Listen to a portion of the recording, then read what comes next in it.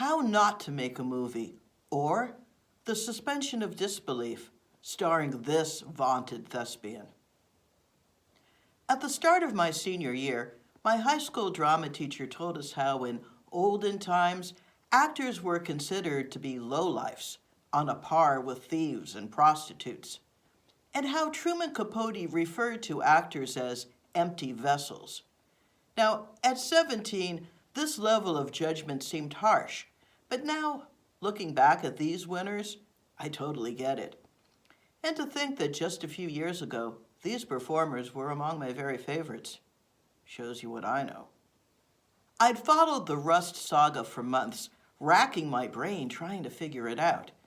America's Untold Stories and True Crime Rocket Science both have had excellent coverage of the situation.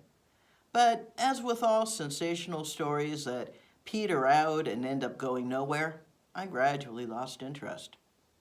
If you are not already familiar with the myriad twists of the Rust debacle, I recommend that you check out the Alec Baldwin playlists on True Crime Rocket Science or America's Untold Stories to provide the context for my analysis.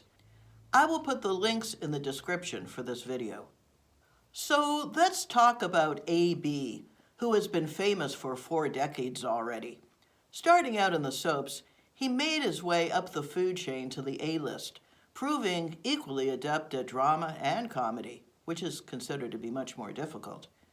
Now, I have no idea of what sort of or how many Illuminati humiliation rituals he has had to undergo to reach the top, but they must have been extensive, because this creature is utterly shameless. He and his fake Spanish wife and 7 clone-like offspring clearly do not reside in the same universe as the rest of us. How is Baldwin not a pariah? They say that all publicity is good publicity, but his PR is utterly RIP. Kevin Spacey was blackballed from years of lucrative work over less. A serial groper who wouldn't take no for an answer has seen more Wheels of Justice roll than Baldwin probably ever will, proving that, in Hollywood at least, there is a fate considered worse than death. There's a pattern when a story breaks. Initial reports of multiple shooters and other details that find their way down the memory hole once the official narrative takes hold. I remember reading how Helena Hutchins was slated for a project exposing a certain politician for certain heinous activities. There is a term for what happens to this specific category of busybody, and that term is arkancide. I have no idea if these stories were true. They have since been fact-checked and summarily debunked, so we can all rest easy now. But if someone wanted Hutchins out of the way, the Rust debacle would have served as a diabolically effective subterfuge for getting it accomplished. Former Attorney General Bill Barr stated that one should never ascribe to malice what can be explained by stupidity, to which I reply, no. The doctrine of plausible deniability is just a good old boy racket designed to shield their pals from the consequences of their actions.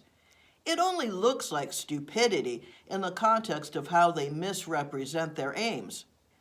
When a politician promises to build a bridge, only to build a bridge to nowhere, their intention was never to build a bridge at all. Rather, this was a money-laundering boondoggle to enrich themselves and their political bedfellows. You have to look at what people do and not what they say. Anyone can say anything, especially politicians and actors. And there's not a whole lot of difference between the two. Before I continue, allow me to introduce the literary device of the suspension of disbelief. To suspend disbelief is to temporarily accept as believable events or characters that would ordinarily be seen as incredible. This is usually to allow an audience to appreciate works of literature or drama that are exploring unusual ideas. Alec Baldwin, thespian extraordinaire, expects us to suspend our disbelief. Anyone who's seen the original film or musical adaptation of The Producers by Mel Brooks knows that it is a thing to start a venture to deliberately make it fail. Many of you have seen a local business come and go, either run into the ground or never even viable to begin with. Must have been a tax write-off, you say. Just as there are formulas for success, there are formulas for failure. Industry professionals know these formulas. That's what distinguishes them as professionals. Alec Baldwin expects us to suspend our disbelief. Regardless of whether or not Alec Baldwin is merely a rancid, soulless husk, he has certainly been on enough movie sets over the decades to know how they ought to be run. There are strict protocols to follow that are in place for a reason, especially when it comes to firearms. Now, I must state that I am in no way a film industry professional, nor do I pretend to be.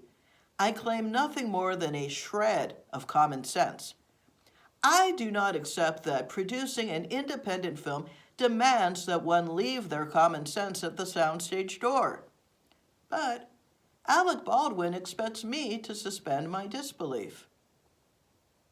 Common sense tells us that when producing a period western sporting a plethora of firearms, one will want an experienced armorer present to manage said firearms in compliance with safety regulations.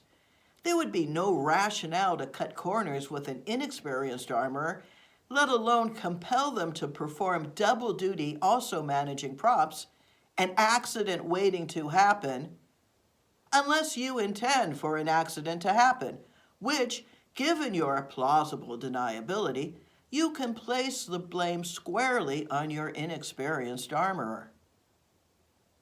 Alec Baldwin expects us to suspend our disbelief in the existence of a gun with a mind of its own that fires on its own without help. I would sooner believe in unicorns or the reemergence of the dodo bird. Alec Baldwin must think that we are stupid, that America considers guns utterly repulsive, that we don't know the first thing about their operation and wouldn't want to know. To float this mythical defense is just plain silly. Or it would be silly if it weren't so reprehensible and obvious a lie that, by the way, has been fact-checked by John Schneider, among others. When a film company stages an impromptu rehearsal involving a firearm, in the interest of safety, they would want the armorer present. If COVID regulations limit the number of crew allowed in the building, then by all means jettison the crew member most expendable, which, given that there's a firearm involved, would not have been the armorer. It goes without saying that had the armorer been inside the church, she would have taken it upon herself to check the gun, and in so doing her job, would have found the live bullet, averting the tragedy. But Alec Baldwin expects us to suspend our disbelief. In the ever-cascading perfect storm of errors leading up to the tragedy, it was the assistant director who allegedly checked the firearm, erroneously pronouncing it cold. Now, common sense would dictate that if your film company consciously chooses to exclude the sole member of the crew charged with looking after the firearm, then at least for safety's sake, make certain that the crew member taking the armorer's place is competent to assess whether or not the damn fool thing is loaded. But Alec Baldwin expects us to suspend our disbelief. Alec Baldwin, in yet another breach of film production protocol, cannot be bothered to check the firearm for himself, taking the assistant director's word for it that the gun was indeed cold. He stood 18 inches away from Helena Hutchins, pointed the gun at her abdomen, and cocked it, allegedly at her direction. We are expected to suspend our disbelief that the gun, with a mind of its own, selected this precise and most unfortunate moment to go off all by itself. We are expected to suspend our disbelief that Baldwin hadn't realized that Hutchins was shot, least of all by him. We are expected to suspend our disbelief that the noise of the gun blast, the sharp recoil, and the screams of the wounded were a confusing miasma like the fog of war that rendered poor Alec in shock. We are expected to suspend our disbelief that, dumbfounded at seeing Hutchins on the floor, he assumed that she'd suffered a heart attack, and never learned the truth till hours later, when the police finally told him what had happened. Because Alec Baldwin, thespian extraordinaire, expects us to suspend our disbelief.